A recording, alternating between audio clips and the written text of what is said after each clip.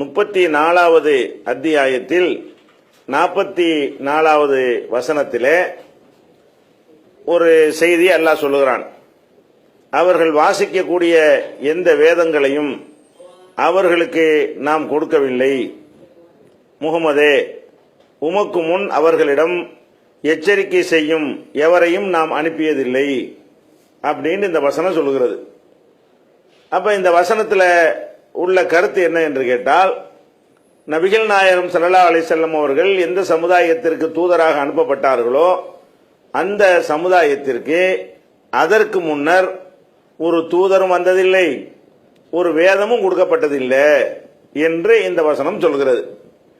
இதை சுட்டிக்காட்டி அவர் என்ன கேள்வி கேட்கிறார் என்று சொன்னால், நபிகள் நாயகம் ஸல்லல்லாஹு அலைஹி வஸல்லத்திற்கு முன்னர் வாழ்ந்த சமுதாயம் இறை தூதர்களும் அனுப்பப்படாமல் வேதங்களும் அருளப்படாமல் இருக்கும் பொழுது, நபிகள் நாயகம் ஸல்லல்லாஹு அலைஹி வஸல்லம் அவங்களுடைய தாய் தந்தையர்கள் அவங்க காபிராக இருந்தார்கள், இஸ்லாத்தை ஏற்றுக்கொள்ளாதவர்களாக இருந்தார்கள் என்று சொல்வது எப்படி சரியாகும்?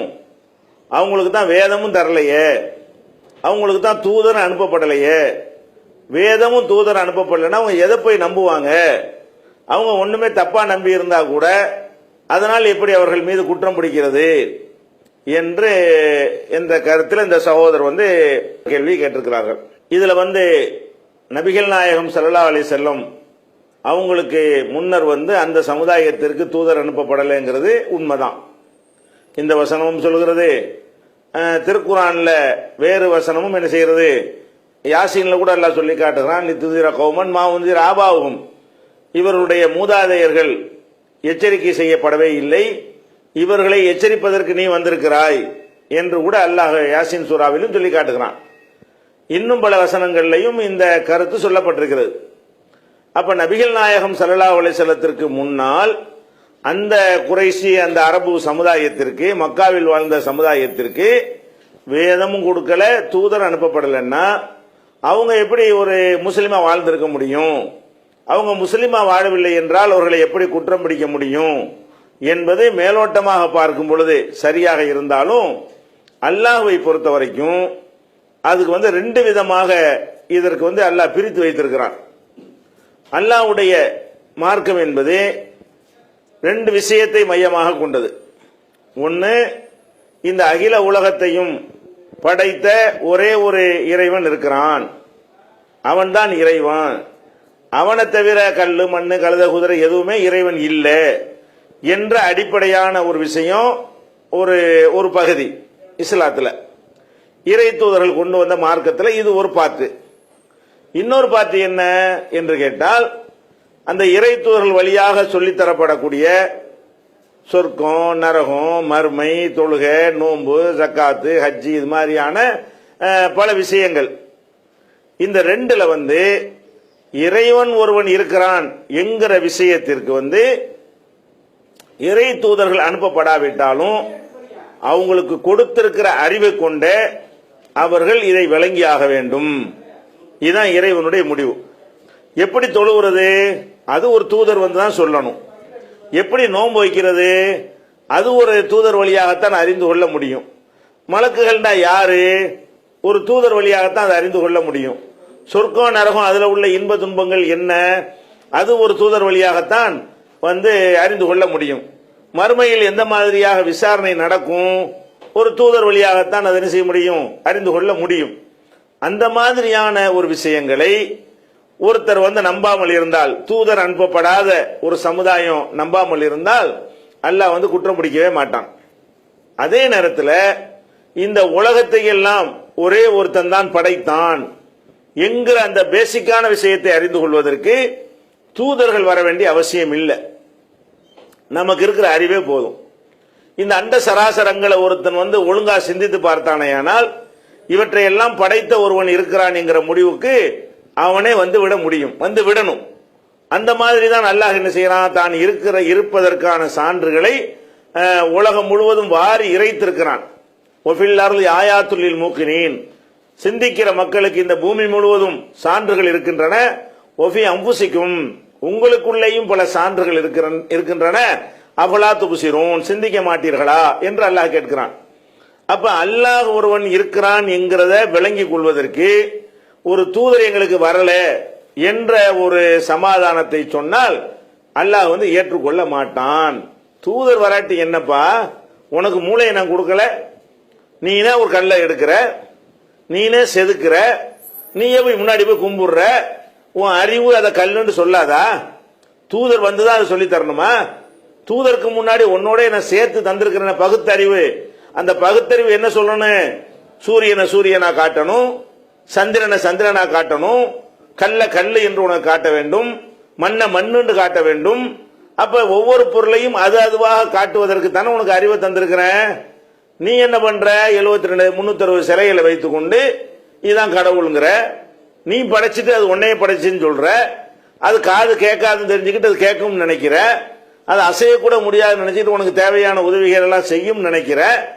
இதை விளங்குறதுக்கு நாங்க ஒரு தூதர் அனுப்பணுமா உங்களுக்கு? அப்ப தூதர் அனுப்பணுங்கிறது எதுக்கு கிடையாது? இந்த தௌஹீத ஒரு இறைவன் தான் என்பதை விளங்கிக் கொள்வதற்கு என்ன தேவையில்லை? தூதர்கள் வரணுங்கிற அவசியம் இல்லை. இதை மட்டும் சரியா விளங்கி கொண்டு எப்படி விளங்கணும்? இந்த அண்ட சராசரம் தானாக உருவாகி இருக்க முடியாது, அது ஒரு சூப்பர் பவர் உருவாகி இருக்கிறான், அவனை தவிர வேற யாரையும் படைப்பாளனா நான் ஒத்துக்கிற மாட்டேன் அப்படின்னு விளங்குவதற்கு என்ன வேண்டியதில்லை. அதுக்கு பெரிய தூதர்களோ போதனைகளோ அவசியமே கிடையாது. இப்ப நபிகள் நாயகம் ஸல்லல்லாஹு அலைஹி வஸல்லம் அவங்களுடைய காலத்துல கூட என்னஞ்சாங்க, ஒருத்தரை சாபியின்கள் என்ற ஒரு குரூப் இருந்தாங்க. இந்த சாபியின்கள் யார் தெரியுமா? ரசூல் ஸல்லல்லாஹு அலைஹி வஸல்லம் காலத்துல சாபியின்கள் என்ற ஒரு பெயர்ல ஒரு கூட்டம் இருந்தாங்க. அந்த சாபிகள் என்ன செய்வாங்கன்னு கேட்டா, சூப்பர் பவர் ஒருத்தர் இருக்கிறான் அவனை தான் வணங்குவோம் என்று சொன்னவர்கள். எதை வச்சு சொன்னாங்க? நபிகள் நாயகத்துக்கு முன்னாடி அவங்க எப்படி இருந்தாங்க? அப்ப ஒரு இறைவன் தான் கல்ல வணங்காத, மண்ணை வணங்காத, மரத்தை வணங்காத, என்று மனுஷனை வணங்காத, செத்தவனை வணங்காத, உசுரோட உள்ளவனை வணங்காத என்றெல்லாம் அந்த காலத்திலேயே போதித்து கொண்ட ஒரு கூட்டத்தார் இருந்தார்கள். அதாவது ரசூல் ஸல்லல்லாஹு அலைஹி வஸல்லம் அவர்கள் தூதராக நியமிக்கப்படுவதற்கு முன்னாடியே அப்படி ஒரு சாரார் இருந்தார்கள். எந்த அளவுக்கு இருந்தார்கள்? ஒரு பேர் சயீதுன்னு கூட ஒருத்தர் இருந்தாரு. நபிகள் நாயகம் ஸல்லல்லாஹு அலைஹி வஸல்லம் அவங்க ஒரு விருந்துக்கு அவரை கூப்பிடும் பொழுது ரசூல்லா விருந்தே சாப்பிட மாட்டேன்ட்டார். நபி அவருக்கு முன்னாடி நாங்கள் அல்லாஹ் பேர்ல அறுத்தான் சாப்பிடுவோமே தவிர வேற ஒன்றையெல்லாம் சாப்பிட மாட்டோம் என்று அவர் நபிகள் நாயகத்துக்கு சொன்ன அளவுக்கு புகாரில் இந்த ஹதீஸ் வருகிறது. அப்படிப்பட்டவர்கள் எல்லாம் நபிகள் நாயகம் ஸல்லல்லாஹு அலைஹி வஸல்லம் காலத்துக்கு முன்னால், அவங்க காலத்தில் நபியாவதற்கு முன்னாடி இருந்திருக்கிறார்கள். அப்ப அல்லாஹ் கூட குர்ஆன்ல என்ன சொல்லி காட்டுறான்? இன்னல்லதீன ஆமனு வல்லதீன ஹாது வன்னஸாரா வஸாபியீன, மூமின்களுக்கும் யஹூதிகளுக்கும் நசாராக்களுக்கும் சாபியின்களுக்கும் ஒழுங்கா அவர்கள் நடந்திருப்பார்களே ஆனால் அவங்களுடைய கூலி அவங்களுடைய இறைவனிடத்தில் இருக்கிறது. இப்படின்னு அல்லாஹ் சொல்லி காட்டுகிறான். இப்ப நபிகள் நாயகம் ஸல்லல்லாஹு அலைஹி வஸல்லம் அவர்களுக்கு கூட அவங்க அல்லாஹ்வுடைய தூதர்னு சொல்லி ஒரு இறைவன் வணங்க சொன்னாங்கல்ல, அவங்களுக்கு கூட என்ன பண்ணிவிட்டாங்கன்னா சாபின்னு தான் சொன்னாங்க. அந்த எதிரிகள் வச்ச பேர் என்னது? சாபி. இந்த சாபியின்கள் உள்ள ஆள் பாய்வரு. அப்ப சாபியின்கள் அந்த மக்களால் அறியப்பட்ட ஒரு கூட்டமா இருந்தார்கள். அவங்க எப்படி இருந்தார்கள்? ஒரு கடவுள் தான் இருக்கிறாங்கிறத மனசார, அவனுடைய சிவாத்து பண்புகள் எல்லாம் தெரியாமல் இருக்கலாம். சூப்பர் பவர் ஒருத்தன் இருக்கிறான், நம்ம படைத்துக் கொண்டது கடவுள் ஆகாது, அழியக்கூடியது கடவுள் ஆகாது, நம்மை விட தாழ்ந்தது கடவுள் ஆகாது, சக்தியற்றது கடவுள் ஆகாது, படைக்கப்பட்டது கடவுள் ஆகாது, இப்படி எல்லாம் அந்த மக்கள் விளங்கியவர்கள் இருந்தார்கள். இதை விளங்கல என்று சொன்னால், நான் காட்டில் இருந்தேன், நான் மேட்டில் இருந்தேன், எனக்கு நபி வரல, ரசூல் வரல, இதெல்லாம் ஏத்துக்கிற மாட்டான். ஏன்? இந்த விஷயத்தை பத்தி பேசும்போது நரகத்தில் தூக்கி போட்டவுடனே நரகவாசிகள் என்ன செய்வாங்களா? லவ் குன்னா நஸ்மஉ அவ் நாகிலு மா குன்னா பி அஸ்ஹாபி ஸஈர், நாங்கள் சொன்ன போதனையை செவியேற்று இருந்தால் அல்லது நாங்களே சிந்தித்து விளங்கி இருந்தால் நாங்கள் நரகத்துக்கு வந்திருக்க மாட்டோமே. அப்ப நாமளா சிந்திச்சு விளங்குறதுல ஒருத்தன் குறை வைத்தாலும் அவன் நரகத்துக்கு வரத்தான் செய்வான். சிந்தனைக்கு அடங்குற விஷயங்களை சிந்தித்து விளங்கலாம். நான் லொஹருக்கு 4 ரக்காத் என்பது சிந்தித்து விளங்க இயலாது. குனியனும் நிமிரணும் என்பதெல்லாம் சிந்தித்துலாம் விளங்க இயலாது. அது ஒருத்தர் சொல்லி தரணும், அப்பதான் அது விளங்க முடியும். அப்ப எது சிந்தனைக்கு வரலையோ அதை தெரியாம இருந்து தொலைஞ்சிட்டு போ. உனக்கு நபி வரல, உனக்கு அந்த கேள்வி கேட்க மாட்டேன். எது ஹலால் எது ஹராமு அதுக்கு நான் உன்னை கேள்வி கேட்க மாட்டேங்க. அதெல்லாம் நான் தான் உனக்கு சொல்லித்தரணும், ஒரு தூதர் வழியா தான் சொல்லித்தரேன். தூதரே உனக்கு அனுப்பலன்னா அது எப்படி உனக்கு தெரியும் என்று அல்லாஹ் எடுத்துக்கொள்வான். அப்ப இந்த ஒரு அடிப்படை நீங்க விலகி பார்த்தீர்களே ஆனால் நபிகள் நாயகம் ஸல்லல்லாஹு அலைஹி வஸல்லமுடைய தாய் தந்தை அந்த ரெண்டு பேருக்கும் தூதர்கள் அனுப்பப்படாவிட்டாலும், நபி அவர்கள் தூதராவதற்கு முன்னாடி அவர்கள் மரணித்து விட்டாலும், அவர்கள் கல்லுன்னு விளங்கல, மண்ணைய மண்ணுண்டு விளங்கல, அதை அவர்கள் படைத்துக் கொண்டு அது அவர்களை படைத்ததாக ஏன் நினைத்தார்கள்? அவர்கள் அதை படைக்கிறார்கள், பிறகு என்ன நினைக்கிறார்கள்? அது நம்மளை படைத்து நினைக்கிறார்கள்னா இது என்ன? இது ஒரு தூதர் வந்து உங்களுக்கு சொல்லி தரணுமா? இதெல்லாம் உங்க அறிவே சொல்லாதா என்கிற வகையில் தான் அந்த மக்கள் நபி அனுப்பப்படாத மக்களாக இருந்தாலும் இதுல தப்பு செஞ்ச காரணத்தினால நரகம் அல்லாஹ் சொல்றான், காபீர்கள் அல்லாஹ் சொல்றான். நபி ஸல்லல்லாஹு அலைஹி வஸல்லம் அதுக்காக தான் சொல்றாங்க. அதே நேரத்தில் சாபியின்களுக்கு அல்லாஹ் நற்சான்று கொடுக்குறான். சாபியின்கள் தொழுகை தெரியாதவங்களுக்கு, நோன்பு வைக்க தெரியாது, இஸ்லாத்தினுடைய அத்தனை அக்கீதா விஷயங்களும் அவங்களுக்கு தெரியாது, தூதர் வழியாக எதையெல்லாம் அறிந்து கொள்வோமோ அதில் எந்த ஒன்றுமே தெரியாது, அறிவை கொண்டு எதை அறிந்து கொள்வோமோ அது அவர்களுக்கு தெரியும்.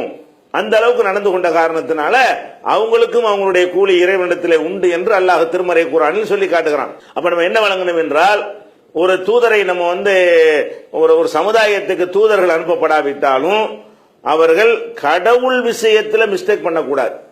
அறிவை கொண்டு எதெல்லாம் விளங்க, கடவுளுடைய சிவத்து தன்மையில மிஸ்டேக் பண்ணலாம், அது தெரியாம இருக்கிற காரணத்தினால.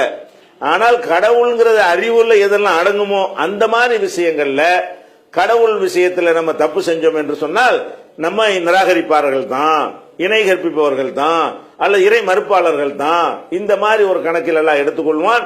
எங்களுக்கு தூதர் வரலை என்கிற பதிலை அல்லாஹ் ஏற்றுக்கொள்ள மாட்டான். எதுக்கு ஏற்றுக்கொள்வான்? ஒழுங்கா ஏன் தொழுவல, தூதர் வரல, ஏன் ஒழுங்கா நோன்பு வைக்கல, தூதர் வந்து சொல்லி தரல, ஏன் ஒழுங்கா கணக்குப்படி ஜக்காத்து கொடுக்கல, அதெல்லாம் யாரும் எங்களுக்கு சொல்லி தரல, ஏன் கரெக்டான முறையில் ஹஜ்ஜி செய்யல, அதெல்லாம் எங்களுக்கு யாரும் சொல்லி தரல, இதெல்லாம் சொல்லலாம். ஏன் இதெல்லாம் செய்வதற்கு தூதர் வர வேண்டிய அவசியம் கிடையாது. இதெல்லாம் வந்து தூதர் வராம அறிந்து கொள்ள இயலாது. அந்த ஒரு அடிப்படையில் தான் இந்த மார்க்கத்தில் இருக்கிறது. அதனால இந்த வசனத்திற்கும், அதாவது நீங்க சுட்டிக்காட்டின இந்த வசனத்திற்கும் நபிகள் நாயகம் ஸல்லல்லாஹு அலைஹி வஸல்லமுடைய பெற்றோர்கள் வந்து இறை மறுப்பாளர்களாக இணை கற்பிக்கக்கூடியவர்களாக மரணித்தார்கள் என்கிற செய்திக்கு ஒரு முரணும் கிடையாது. அடுத்து